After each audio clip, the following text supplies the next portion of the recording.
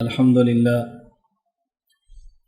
لله نحمده ونستعينه ونستغفره ونؤمن به ونتوكل عليه ونعوذ بالله من شرور أنفسنا ومن سيئات أعمالنا من يهده الله فلا مضل له ومن يضلل فلا هادي له ونشهد أن لا إله إلا الله وحده لا شريك له ونشهد أن سيدنا ومولانا محمدا عبده ورسوله أما بعد فأعوذ بالله من الشيطان الرجيم بسم الله الرحمن الرحيم الله ولي الذين آمنوا يخرجهم من الظلمات إلى النور والذين كفروا أولياؤهم الطاغوت يخرجونهم من النور إلى الظلمات أولئك أصحاب النار هم فيها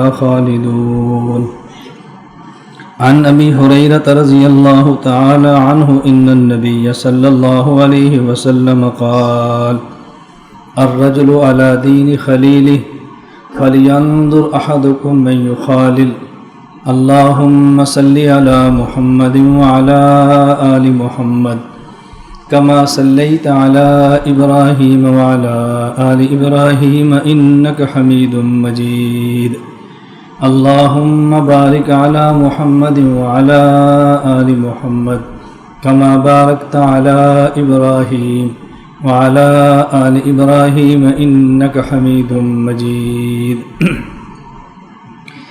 اللہ رب العزت نے ارشاد فرمایا اللہ ولی الذین آمنوا، اللہ رب العزت ولی اور دوست ہیں ان لوگوں کے جو ایمان لائے۔ اللہ ولی الذین آمنوا، اللہ ایمان والوں کے ولی ہیں۔ یخرجہم من الظلمات الی النور، اور اللہ جس سے دوستی کرتے ہیں، جس سے محبت فرماتے ہیں، ان کو ظلمات سے نور کی طرف نکالتے ہیں، اندھیروں سے روشنی کی طرف لاتے ہیں، کفر اور شرک سے ایمان کی طرف لاتے ہیں، بدعات سے نکال کے سنت کی طرف لاتے ہیں، گناہوں سے نکال کر نیک اعمال کی طرف لاتے ہیں، جہنم کے راستے سے بچا کے جنت کے راستے پر لاتے ہیں۔ یخرجہم من الظلمات الی النور، اللہ رب العزت کی ولایت کی علامت اور نشانی یہ ہے کہ اللہ بندے کو کفر سے نکال کر ایمان کی نعمت دیں، اور پھر ایمان کی نعمت کے بعد اللہ گناہوں سے نکال کر تقوی اور دین کی نعمت عطا فرمائیں۔ جب یہ آیت کا مفہوم آدمی کے ذہن میں ہو تو پھر سمجھنا بہت آسان ہے کہ اللہ کا ولی کون ہے، اللہ کا ولی کون ہے، یہ سمجھنا بہت آسان ہے۔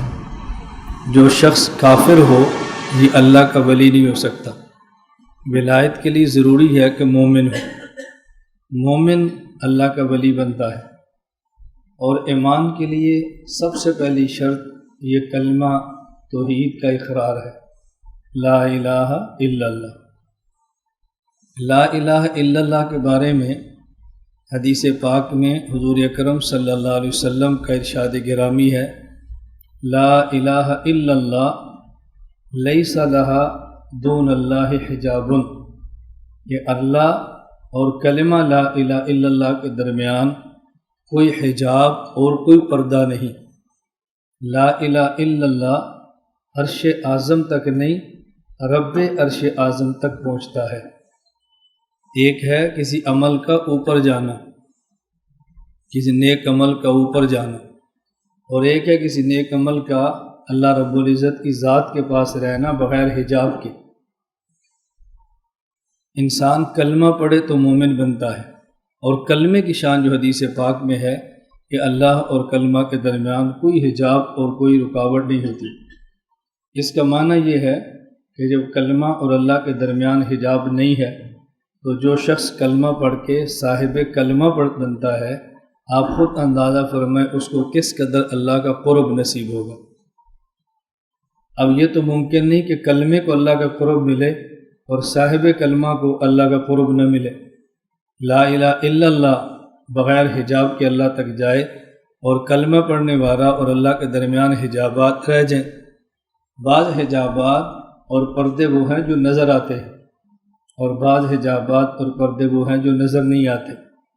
ختم اللہ علی قلوبہم وعلی سمعہم، قرآن کریم میں ہے وعلی ابصارہم غشاوہ، اللہ کفار کے دلوں پر اور کفار کے کانوں پر مہریں لگاتے ہیں۔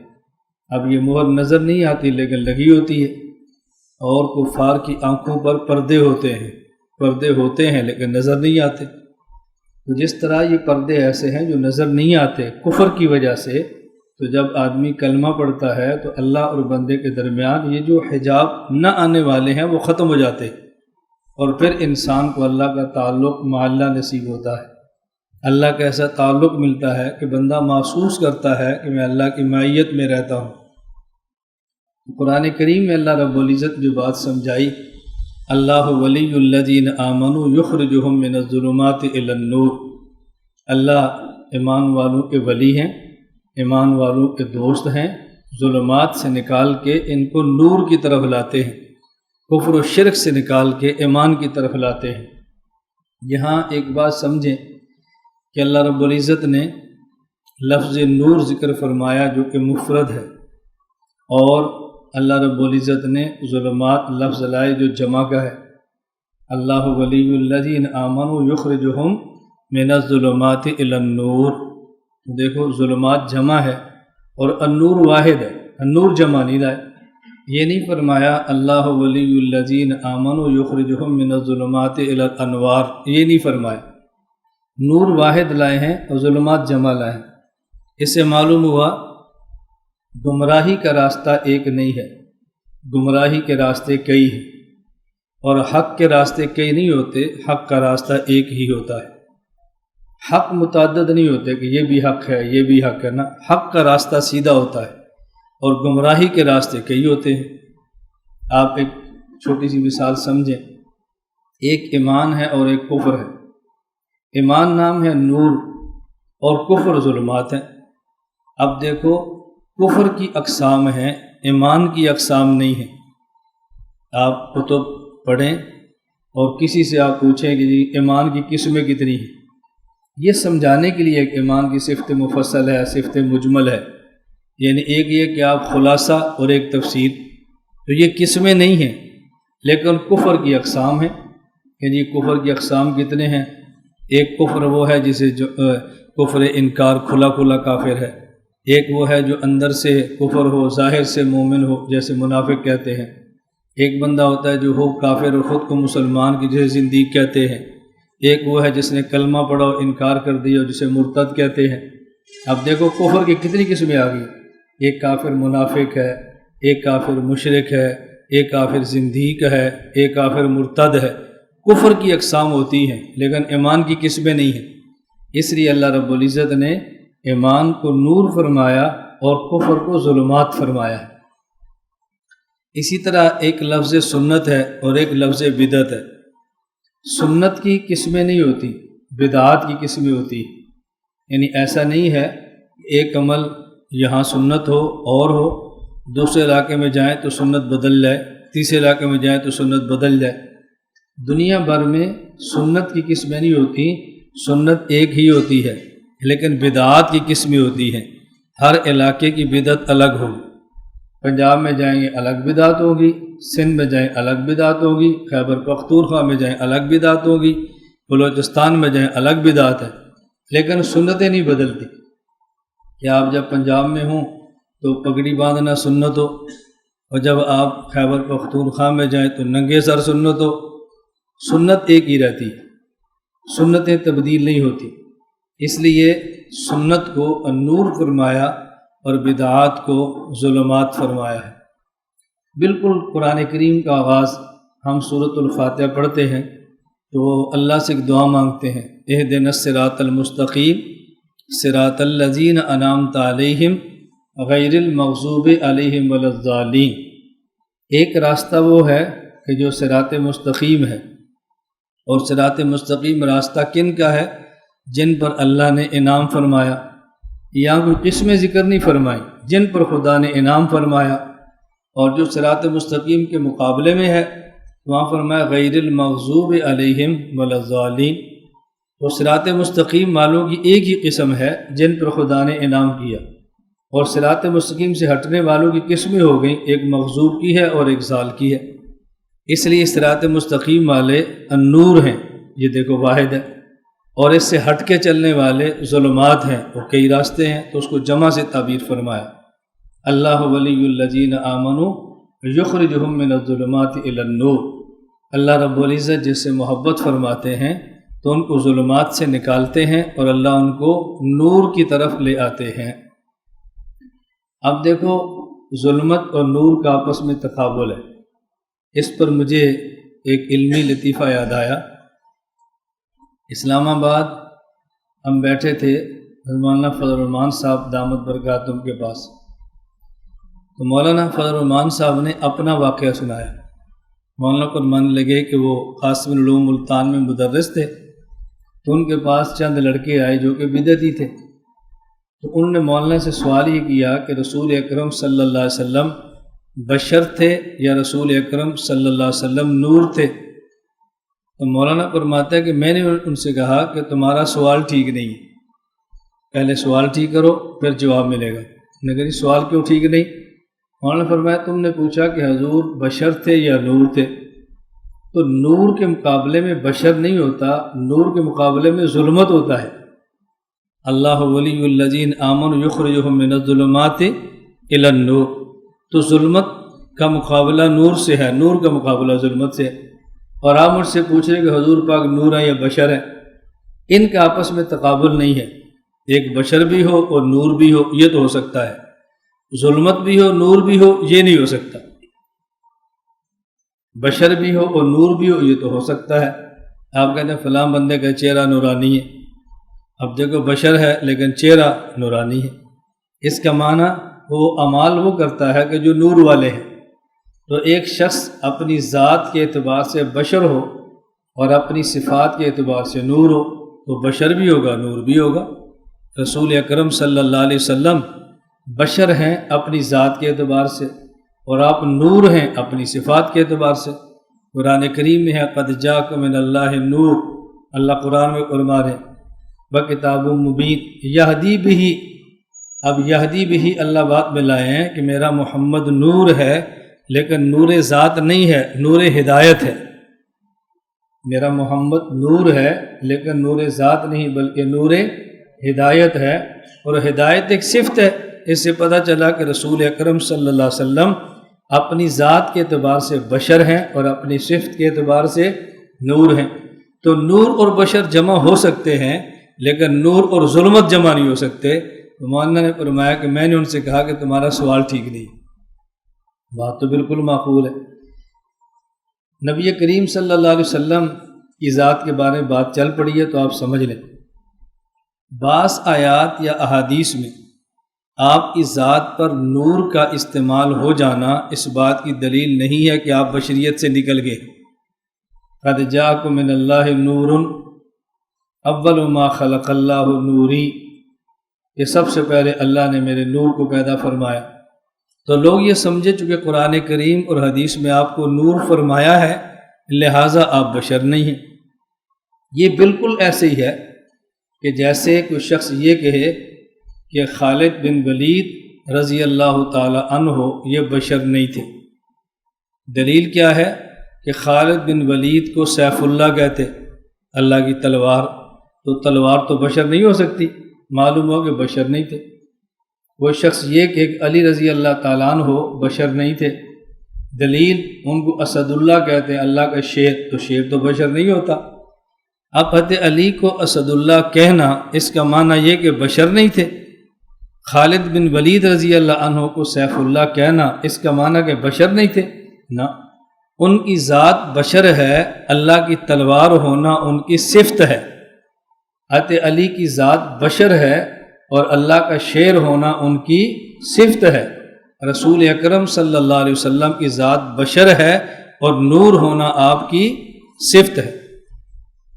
آپ کی صفت کا نور ہونا اگر اس بات کی دلیل ہے کہ آپ بشر نہیں ہیں، تو کل کو کوئی بندہ کہہ دے گا حضرت خالد کی صفت کا تلوار ہونا اس بات کی دلیل ہے کہ بشر نہیں ہے، حضرت علی کا اللہ کا شیر ہونا اس بات کی دلیل ہے کہ بشر نہیں ہے۔ آپ کہیں گے بھئی بشر ہونا ان کی ذات ہے اور اللہ کا شیر ہونا ان کی صفت ہے۔ علی رضی اللہ عنہ شیر کیوں کہتے ہیں؟ شیر کا معنی ہوتا ہے دلیر،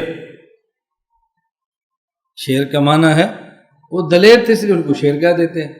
بھی اس بات کو اچھی طرح ذہن نشین فرما لیں۔ ابھی کچھ دن قبل ٹوبہ ٹیک سنگھ سے ایک مولانا کا مجھے فون آیا اور پوچھنے لگے کہ رسول اکرم صلی اللہ علیہ وسلم کا سایہ تھا یا آپ کا سایہ نہیں تھا۔ یہ مستقل باتیں سمجھانے والی ہیں ربیع الاول سے پہلے، کیونکہ ربیع الاول میں مسائل نہیں چھڑنا ہوتا ہے، تو ربیع الاول سے پہلے باتیں سمجھا دے تو ویسے ختم ہو جاتی ہیں۔ نے کہا جی رسول اکرم صلی اللہ علیہ وسلم کا سایہ تھا یا سایہ نہیں تھا؟ میں نے کہا تھا بھی اور نہیں بھی تھا۔ مجھے کہتا یہ کیا تھا بھی اور نہیں بھی تھا؟ میں نے ویسے ان سے کہا کہ مولانا آپ مسئلہ جو پوچھ رہے ہیں تو آپ ٹوبہ سے سرگودہ آ جائیں، 3 دن کا کورس کر لیں، 3 دن کا نہیں تو اسی مسئلے کی تحقیق کے لیے آ جائیں تاکہ آپ کا ذوق بن جائے۔ لوگ تیاری کرتے ہیں اور جب آپ کو مسئلہ پوچھتا ہے تو آپ ہمیں فون کر دیتے ہیں۔ آپ کتنے فون کریں گے؟ آپ کا مجھ سے رابطہ ہے، مرکز آئیں گے تو آپ کا رابطہ مجھ سے نہیں 35 علماء سے ہوگا، 20 سے ہوگا، تو آپ کے پاس 20 فون آ جائیں گے نا۔ خیر یہ بات آپ بھی اچھی طرح سمجھ لیں کہ رسول اکرم صلی اللہ علیہ وسلم کے سائے مبارک کے بارے میں روایات 2 قسم کی ہیں۔ بعض روایات سے ثابت ہوتا ہے کہ آپ کا سایہ تھا اور بعض روایات سے ثابت ہوتا ہے کہ آپ کا سایہ نہیں تھا۔ ان دونوں روایات کو، دونوں قسم کی روایات کو جمع کرنے کا سب سے آسان اسلوب، سب سے آسان طریق یہ ہے کہ رسول اکرم صلی اللہ علیہ وسلم کے بعض خصائص تھے، خصوصیات تھی، معجزات تھے۔ نبی پاک صلی اللہ علیہ وسلم کا جن روایات میں سایہ نہیں تھا، اس کا معنی یہ ہے کہ آپ کا معجزہ تھا کہ آپ کا سایہ نہیں تھا، اور جن روایات میں کہ آپ کا سایہ تھا، اب وہ سایہ کب ہوتا؟ جب آپ باہر نکلتے، آپ کے اوپر سورج پڑتا، تو جب آپ باہر نکلتے سورج نکلتا تو آپ بغیر لباس کے نہیں ہوتے، آپ نے لباس پہنا ہوتا تھا۔ تو جب سورج آپ کے جسم اتھر پہ پڑتا، آپ کے جسم اتھر کے درمیان کپڑے حائل ہوتے، اور کپڑوں کا تو سایہ تھا۔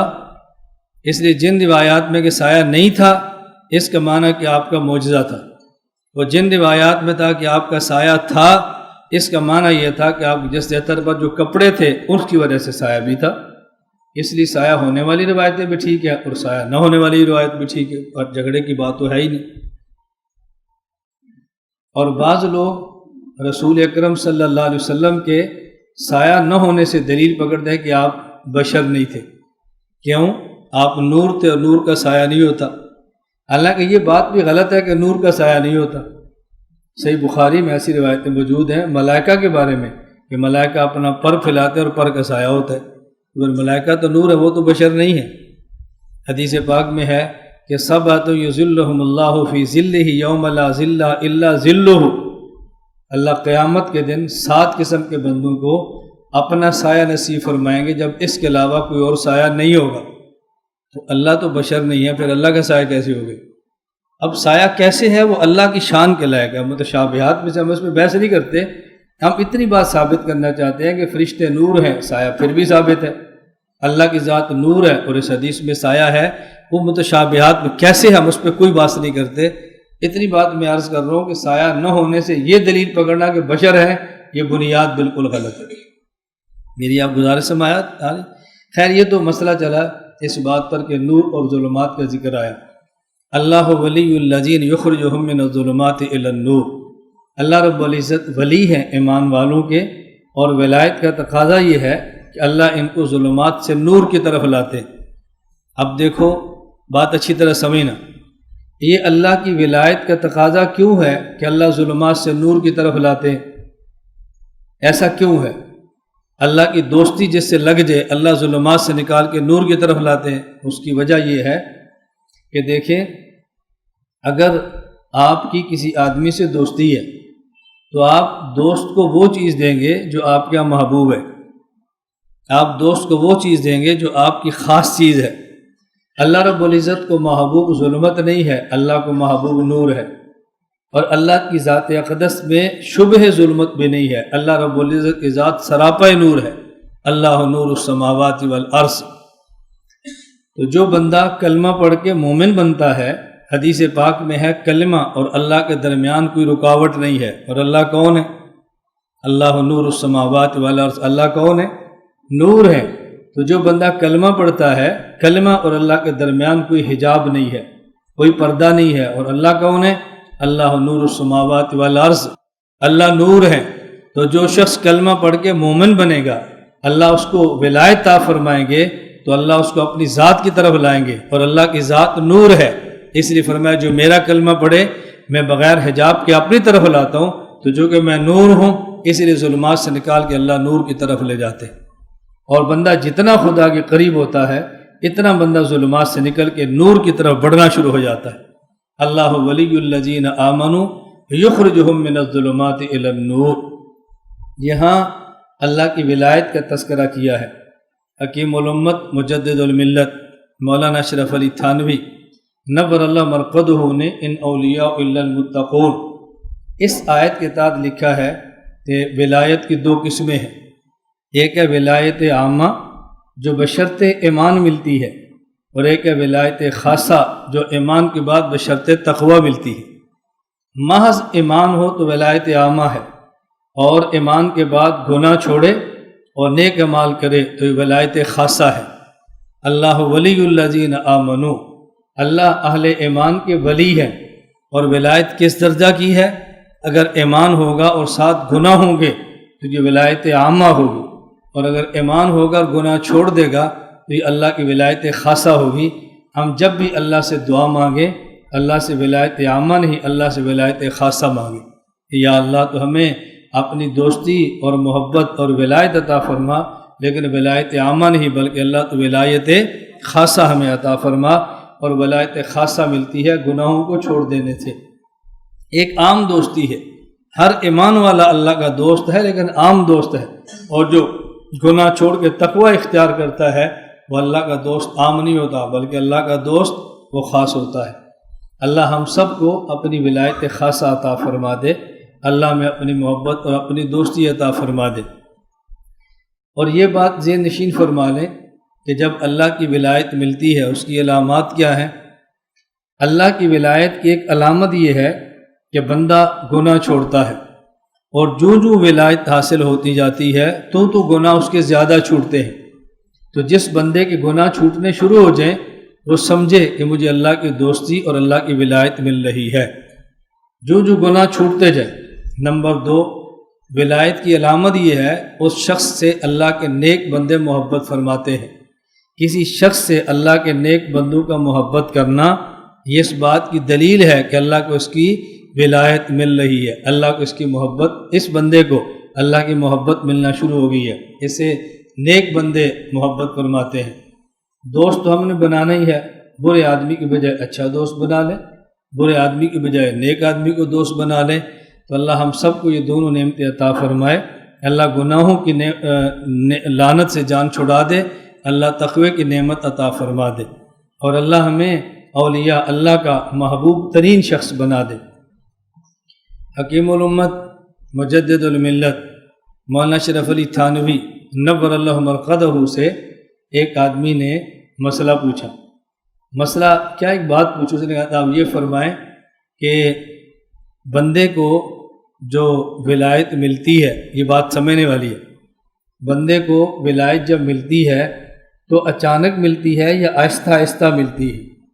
ولی اچانک بنتا ہے یا آہستہ آہستہ بنتا ہے؟ حکیم الامت تھانوی رحمہ اللہ فرمانے لگے جب بندہ نابالغ سے بالغ ہوتا ہے تو آہستہ آہستہ ہوتا ہے یا اچانک ہوتا ہے؟ آہستہ آہستہ یا اچانک؟ اب دیکھو، بالغ ہونے کے لیے ایک وقت چاہیے، لیکن بلوغ اچانک ہوتا ہے، اس کے اندر گھنٹے نہیں ہوتے۔ تو تھانوی فرمایا کہ ولایت تک پہنچنے کے لیے کچھ وقت لگتا ہے، لیکن جب ولایت ملتی ہے وہ اچانک ملتی ہے۔ بات سمجھ آ رہی؟ ایک آدمی پیدا ہوتا ہے، پھر خوراک کھاتا ہے، بڑا ہوتا خاص عمر کو پہنچتا ہے، اچانک بالغ ہو جاتا ہے۔ اسی طرح ایک آدمی گناہ چھوڑتے چلتے چلتے اچانک ایک وقت آتا ہے اللہ اس کو ولایت عطا فرماتا ہے۔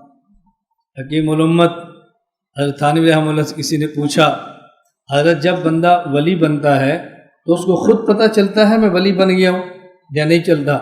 فرمایا جب بندہ بالغ ہوتا ہے تو اس کو پتہ چل جاتا ہے میں بالغ ہوتا ہوں یا کوئی بتاتا ہے؟ کہا جی چل جاتا ہے۔ فرمایا جس طرح اچانک بلوغت سے بندہ بالغ اور پتہ چلتا ہے میں بالغ ہو گیا ہوں، جب اللہ ولایت دیتے ہیں تو بندے کے قلب محسوس کرتا ہے کہ میں ولی بنوں۔ حکیم الامت حضرت تھانوی رحمۃ اللہ علیہ عجیب اللہ پاک نے علوم عطا فرمائے تھے۔ اللہ نے بہت نوازا ہمارے اکابر کو۔ اللہ رب العزت ہمیں بھی اپنے اکابر کے علوم میں سے کچھ حصہ عطا فرما دے۔ اللہ ولی الذین آمنوا یخرجہم من الظلمات الی النور، اللہ خود ظلمات سے نور کی طرف لے آتے ہیں۔ قرآن کریم میں دوسرے مقام پر ہے وَلَقَدْ أَرْسَلْنَا مُوسَىٰ بِآيَاتِنَا، ہم نے موسیٰ علیہ السلام کو اپنے معجزات اور دلائل دے کر نبی بنا کر بھیجا۔ اور موسیٰ علیہ السلام کے ذمہ کام کیا لگایا؟ اخرج قومک من الظلمات الی النور، ایسی ہے آیت غلط تو نہیں؟ وَلَقَدْ أَرْسَلْنَا مُوسَىٰ بِآيَاتِنَا ان اخرج قومک من الظلمات الی النور، ہم نے موسیٰ علیہ السلام کو نبی بنا کر بھیجا اور ان کے ذمہ کام لگایا کہ آپ ظلمات سے نور کی طرف نکالیں۔ بات سمجھنا، ظلمات سے نور کی طرف نکالیں۔ اب دیکھو بظاہر ان دونوں آیتوں میں ٹکراؤ ہے۔ ایک آیت سے پتہ چلا کہ اللہ ظلمات سے نور کی طرف خود نکالتے ہیں، اور دوسری آیت سے پتہ چلا کہ اللہ کا نبی ظلمات سے نور کی طرف نکالتا ہے۔ تو بظاہر دونوں آیتوں میں ٹکراؤ ہے۔ حکیم الامت تھانوی کے علوم دیکھیں، وَلَقَدْ أَرْسَلْنَا مُوسَىٰ بِآيَاتِنَا، اس آیت کتاب مسائل السلوک پڑھیں۔ میں علماء سے بطور خاص کہتا ہوں بیان القرآن پڑھیں، اور بیان القرآن کی بین القوسین عبارت بھی پڑھیں، اور بیان القرآن کے حاشیے مسائل السلوک بھی پڑھیں۔ ہمارے دوسرے شیخ مولانا عبدالحفیظ مکی صاحب نور اللہ مرقدہ، اللہ ان کی قبر پہ کروڑوں رحمت نازل فرمائے۔ حکیم الامت تھانوی رحمۃ اللہ علیہ نے جو بیان القرآن میں مسائل السلوک لکھے ہیں، حضرت نے سارے ایک کتاب میں جمع فرما کے الگ کتاب چھاپ دی۔ کتنی آسانی پیدا فرما دی۔ مسائل السلوک کا معنی کس آیت سے تصوف کا کون سا مسئلہ ثابت ہو رہا ہے؟ تصوف کے مسائل کہاں کہاں سے نکلتے ہیں۔ اب ہم زور دیتے ہیں بھی آپ بیعت کریں، مرشد بنائیں، شیخ سے رابطہ رکھیں، شیخ ہونا چاہیے۔ اب حضرت تھانوی کے علوم دیکھیں۔ حضرت تھانوی رحمہ اللہ فرماتے ہیں اسناد الاخراج الی النبی ما کون المخرج الحقیقی هو اللہ تعالی، ظلمات سے نور کی طرف نکالنے والا وہ تو اللہ ہے، تو پھر اللہ نے اپنے نبی کی طرف نکالنے کی نسبت کیوں کی ہے کہ ظلمات سے نور کی طرف آپ نکالیں؟ یہ کیوں کی ہے؟ اخراج الاسناد الی النبی، اسناد الاخراج الی النبی ما کون المخرج الحقیقی هو اللہ تعالی، کہ ظلمات سے نور کی طرف نکالنے والا مخرج حقیقی وہ تو اللہ کی ذات ہے، تو پھر نکالنے کی نسبت نبی کی طرف کیوں کی ہے؟ حضرت نے عجیب بات فرمائی ہے، فرمایا مخرج حقیقی اللہ ہے، اس کے باوجود نبی کی طرف ظلمات سے نور کی طرف نکالنے کی نسبت کرنا ھذا اقوى دلیل علی ان للشیخ دخلا عظیما فی تکمیل المرید، فرماتے ہیں اس بات کی سب سے مضبوط ترین دلیل یہ ہے کہ مرید کو ظلمات سے نور کی طرف نکالنے میں اور مرید کو کامل کرنے میں شیخ کو بہت بڑا دخل ہوتا ہے۔ حضرت تھانوی فرما رہے ہیں مسائل السلوک میں، فرماتے ہیں ھذا اقوى دلیل علی ان للشیخ، یہ بہت بڑی دلیل اس بات پر ہے کہ مرید کے مکمل ہونے میں شیخ کی محنت کو بہت بڑا دخل ہوتا ہے، شیخ کی محنت کو دخل ہوتا ہے، اور اس دخل کی وجہ سے پھر مرید درجہ کمال تک پہنچتا ہے۔ اور اب دیکھو بچہ چھوٹا سا ہوتا ہے اور بڑا ہوتا ہے، ماں کتنا اس کو کبھی چوری کھلاتی ہے، کبھی گھی کھلاتی ہے، کبھی دودھ پلاتی ہے، کبھی نہلاتی ہے، ماں کو محنت ہوتی ہے اس کے بڑا ہونے میں، لیکن جب بڑا ہو جاتا ہے تو پھر وہ ماں ہی کو آنکھیں نکالتا ہے، پھر ماں کو کہتا ہے تو کون ہوتی ہے؟ حضرت فرماتے ہیں کہ شیخ کی محنت سے مرید کامل ہوتا ہے، اور جب مرید کو مقام ملتا ہے، شہرت ملتی ہے، مرید کو کچھ مل جائے، وہ سمجھتا ہے شیخ کون ہوتا ہے، شیخ کون ہوتا ہے۔ اب اس لیے جب ماں کی محنت سے بندہ بڑا ہو، اور بڑا ہو کر کے ماں کیا ہوتی ہے، پھر اللہ اس کے لیے ذلت کے دروازے کھولتے ہیں۔ شیخ کی محنت سے مرید کسی درجے پر پہنچے، اور پھر مرید کے شیخ کون ہوتا ہے، پھر اس مرید کے لیے ذلت کے دروازے کھل جاتے ہیں۔ حضرت تھانوی رحمۃ اللہ بڑی عجیب بات یہ فرمائی ہے۔ خیر میں نے عرض کیا اللہ ہم سب کو اپنی ولایت عطا فرما دے، اللہ ہمیں بدعات اور معاصی کی ظلمات سے نکال کے اللہ سنت اور نیک اعمال کا نور عطا فرما دے۔ میں نے ایک حدیث مبارک پڑھی ہے، اور اس کی شرح میں وہ کرتا ہوں جو ہمارے شیخ حضرت شاہ حکیم محمد اختر نور اللہ مرقدہ نے فرمائی۔ ہر شیخ کا اپنا ذوق ہوتا ہے، ہر بندے کا اپنا ذوق ہوتا ہے۔ حضرت حدیث مبارک کی عجیب شرح فرمایا نبی کریم صلی اللہ علیہ وسلم نے فرمایا الرجل علی دین خلیلہ فلینظر احدکم من یخالل۔ اللہ کے نبی فرماتے ہیں کہ ہر بندہ وہ اپنے دوست کے دین پر ہوتا ہے، تو تمہیں دیکھنا چاہیے کہ میں نے دوستی کس سے کرنی ہے۔ عام بندہ نہیں، خلیل۔ خلیل کا معنی اپنی زبان میں سمجھو کلوز فرینڈ، جگری یار، جس کے بغیر بندے کو نیند نہیں آتی۔ فرمایا کہ ایسا دوست رجل علی دین خلیل ہی، بندہ جس سے ٹوٹ کے پیار کرتا ہے، بہت محبت کرتا ہے، تو بندہ اس کے نقش قدم پہ چلتا ہے۔ تم یہ دیکھا کرو میں نے دوستی کس سے کرنی ہے، بات سمجھنا۔ ہمارے شیخ حکیم اختر سے رحمۃ اللہ علیہ فرماتے کہ تم شیخ کو عام بندہ نہ بناؤ، دوست بنانا ہی ہے تو شیخ کو بنا لو، جگری یار بنانا ہے تو شیخ کو بلا لو۔ لوگ کہتے ہیں میں نے بیعت بھی کی ہے لیکن مجھے تقویٰ نہیں ملتا، میں نے بیعت بھی کی ہے میری اصلاح بھی نہیں ہوتی، پر میں اس لیے نہیں ہوتی کہ بندہ خلیل کے دین پر ہوتا ہے۔ اگر تم نے شیخ کو خلیل بنایا ہوتا تو پھر تمہیں ساری نعمتیں مل جاتی۔ کیسی عجیب شرح فرمایا اپنے شیخ کو اپنا خلیل بناؤ، اپنے شیخ کو اپنا آئیڈیل بناؤ، اپنے شیخ کو جگری یار بناؤ، اپنے شیخ کو کلوز فرینڈ بناؤ، اپنے شیخ کو اپنا دوست بناؤ، تو پھر آدمی جس سے پیار کرتا ہے اس کی اداؤں پہ جان دیتا ہے۔ اگر شیخ سے پیار کرو گے، شیخ کی اداؤں پہ جان دو گے، جو اس کا مسلک ہے وہی تمہارا ہوگا، جو اس کا منہج ہے وہی تمہارا ہوگا، جو اس کا چال چلن ہے وہی تمہارا ہوگا، خود بخود زندگی بدل جائے گی۔ لیکن شرط ہے کہ آدمی اپنے شیخ کو اپنا خلیل بنا لے۔ حضرت پھر عجیب مثال دی، حضرت نے فرمایا کہ صدیق اکبر رضی اللہ تعالی عنہ نے رسول اکرم صلی اللہ علیہ وسلم کو اپنا خلیل منتخب کیا تھا، تو پھر صدیق اکبر رضی اللہ تعالی عنہ نے نبی کریم صلی اللہ علیہ وسلم اپنی جان اور مال ہر چیز صدیق پر یوں فدا کیا ہے کہ اللہ کے نبی نے صدیق کے فدا کرنے کو خود محسوس کیا ہے۔ عجیب بات فرمایا تم شیخ کو خلیل بناؤ اور شیخ پہ سب کچھ لٹاؤ، پھر شیخ کا قلب محسوس کرے گا کہ یہ مرید میرا دیوانہ ہے، یہ مرید میرا عاشق ہے، یہ مجھ سے کتنی محبت کرتا ہے، تو پھر شیخ کی دعائیں تمہارے ساتھ ایسے ملے گی جیسے حضرت صدیق نے حضور کو خلیل بنایا اور سب کچھ پیغمبر پہ لوٹا دیا۔ تو اللہ کے نبی نے فرمایا لوگو یہ بات اچھی طرح یاد رکھو، ما لأحد عندنا یدن الا وقد کافیناہ، ہم پر جس نے احسان کیا ہم نے بدلہ دے دیا ہے، ما سوائے صدیق اکبر کے، اس کا بدلہ قیامت کے دن خدا ہی دے گا۔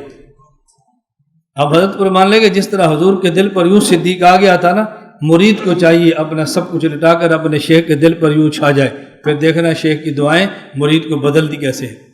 اللہ ہم سب کو یہ باتیں سمجھنے کی توفیق عطا فرمائے، اللہ ہم سب کو دین پر چلنے کی توفیق عطا فرمائے۔ خیر میں نے آج کی مجلس میں یہی بات سمجھائی ہے کہ دو باتوں کا ہم خیال کریں۔ نمبر ایک، اللہ کی ولایت کی دعا کریں، اللہ میں ولایت عامہ نہیں بلکہ ولایت خاصہ عطا فرمائے۔ نمبر دو، اپنا دوست عام بندے کو نہ بنائیں، دوست بنائیں تو دیندار کو بنائیں، دوست بنائیں تو اچھے آدمی کو بنائیں۔ اور مشہور عربی کا ایک شعر ہے، آپ نے سنا ہوگا، عن المرء لا تسأل وابصر قرینہ فإن القرین بالمقارن مہتدی۔ اگر کسی بندے کے بارے میں یہ دیکھنا ہو یہ بندہ کیسا ہے، اس بندے کو نہ دیکھو، اس بندے کے دوست دیکھو، کیوں بندہ ہمیشہ دوست انہیں ہی بناتا ہے جن سے بندہ پیار کرتا ہے۔ ایسا کبھی نہیں ہوتا کہ بندے کے مزاج میں تقویٰ ہو اور دوست فاسق ہو، ایسا کبھی نہیں ہوتا۔ ایسا کبھی نہیں ہوتا، جیسا بندہ خود ہوتا ہے ایسے ہی اس بندے کے دوست ہوتے ہیں اور ایسے ہی اس کے چاہنے والے ہوتے ہیں۔ میں بہت ساری باتیں ایسی سناتا رہتا ہوں کہ بعض ساتھی کو تعجب بھی ہوتا ہے کہ مولانا صاحب نے کیسی بات کہہ دی ہے۔ یہ علمی لطائف تو چلتے ہیں، ہمارے گھر میں بھی چلتے ہیں، باہر بھی چلتے ہیں، آپ سے بھی چلتے ہیں۔ مجھے یہ بات اس بات پر یاد آئی کہ جیسا بندہ خود ہوتا ہے ویسے اس کے دوست ہوتے ہیں۔ یہ بھی میں یہاں پہ آ رہا تھا، یہ مغرب کی نماز کے بعد کا ہمارے گھر کا لطیف ہے، میں آپ کو سنانے لگا۔ میں نے بھی اوابین پڑھے، اوابین کے بعد آنا تھا تو میں نے گھر والوں سے کہا پانی لاؤ، وہ ٹھنڈا پانی لائے۔ میں نے 4 رکعت پڑھے، ابھی 2 رکعت پڑھنے تھے۔ جب میں نے سلام پھیرا تو اس میں میری گھر والی نے تھوڑا سا پانی پی لیا۔ بیوی خامد کا تعلق ایسا ہوتا ہے۔ میں جب پانی پینے لگا تو انہوں نے پانی تو پیا تھا، تو مجھے انہوں نے کہا کہ مومن کے جھوٹے میں شفا ہوتی ہے۔